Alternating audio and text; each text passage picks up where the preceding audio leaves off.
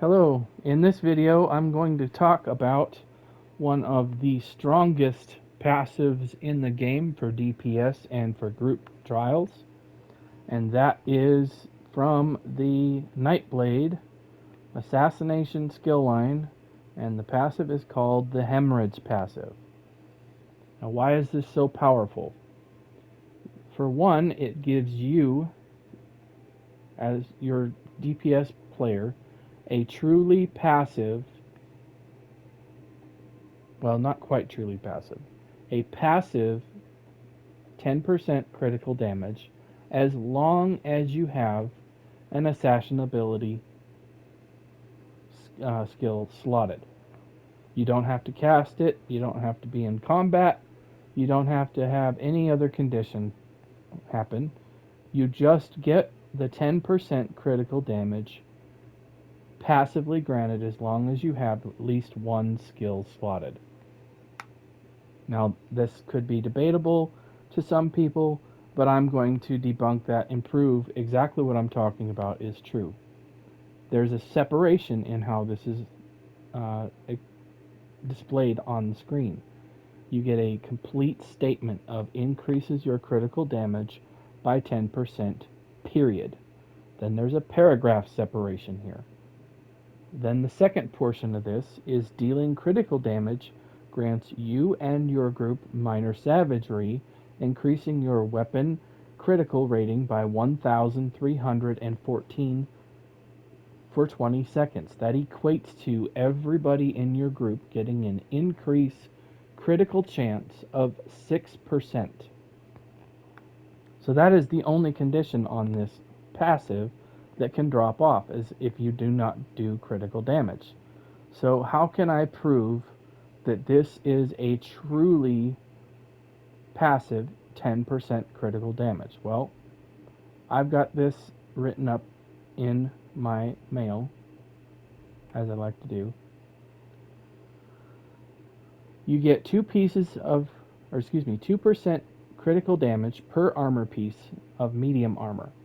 So if you're wearing 6 pieces of medium armor like I am, you're going to get 12% critical damage.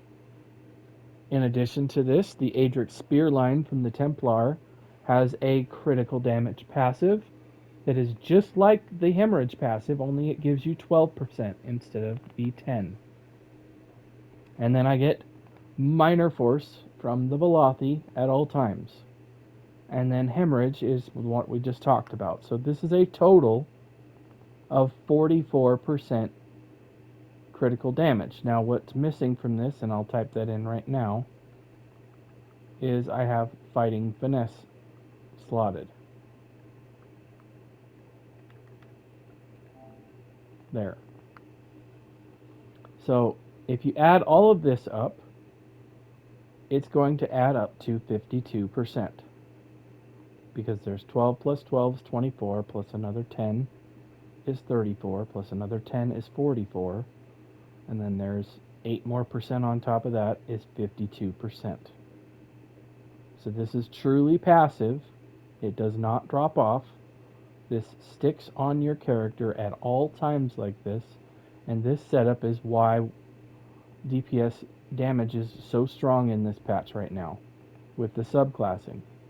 Now I can prove this a couple of different ways. On my front bar, I have taken off Incapacitating Strike so that I can prove that the passive crit damage from Assassination is truly passive as long as you have a skill slotted just like this. This stupid error is coming up again.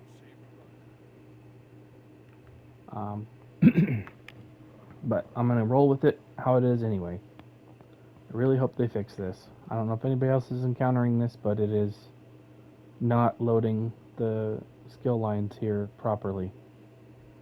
I have Adric, as you can see. The skill is sitting right here, but the skill line is not listed. But anyway, rolling forward. If you want to look at your critical damage, you go to your advanced stats, and you go right here. So on my front bar, I'm at 52%. Now you remember we added it up and it was 52%. On my front bar, I'm at 42. Now all I'm going to do is bar swap. And as you can see, I have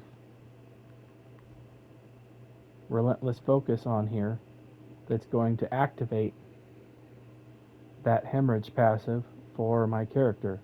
So instead of 42%, I should be at 52%. And there it is.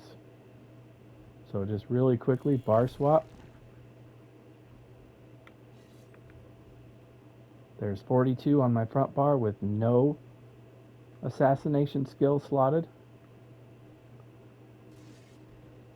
Go to your back bar, 52%. And that's how you prove that it is truly passive. So if you want to get the rest of your crit damage, all you have to do is be in combat and create a crux. And then the crit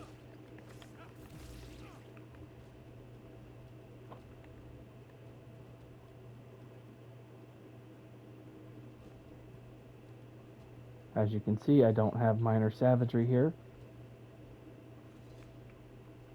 because I don't have incapacitating strike on my front bar.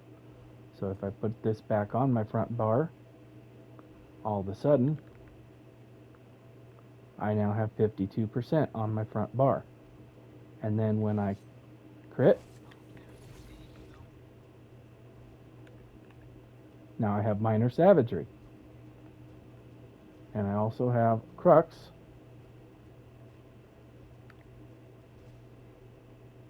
So this will go up even more.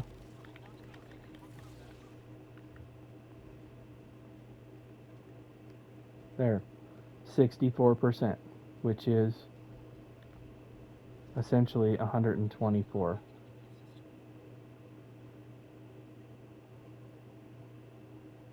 Or no, I'm sorry, it's 114. So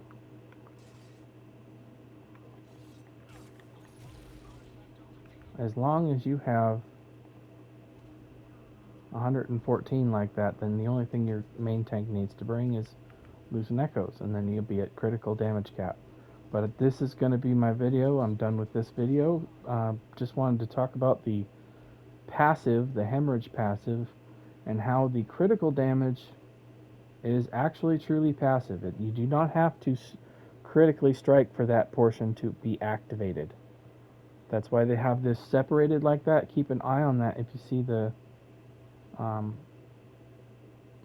stuff written out like that. Whenever there's a separation like this, that means it's an independent condition.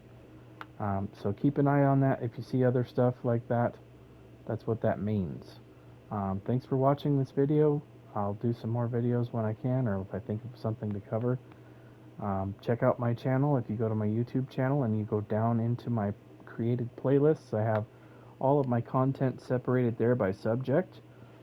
Take a look at the videos and see if there's anything else that interests you. Thanks for watching, and I'll see you again. Bye.